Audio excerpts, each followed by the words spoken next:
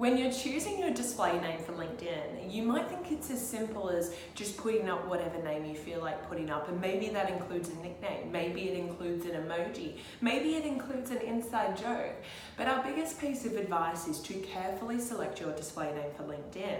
And the reason we say this is because your name on LinkedIn will become the biggest reference point for your profile, in which case if you choose to include something like a nickname, you need to be sure that that nickname that you have included on your display name on LinkedIn highly and largely aligns with your personal brand as an individual, because it will become a reference point.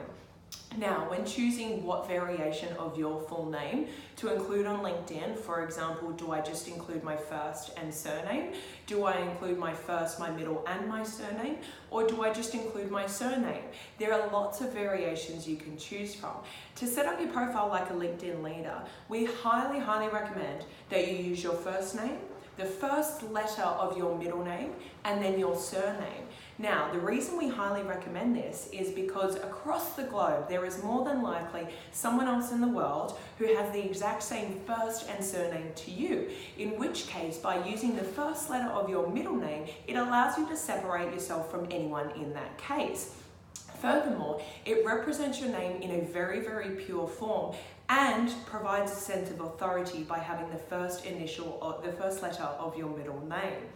Now, emojis are very quickly becoming the universal language, in which case it can be very tempting to include an emoji in your display name on LinkedIn. Now, we only recommend that you use an emoji if there is an emoji that largely resonates with your personal brand, in which case you're happy for it to become a reference point for your profile.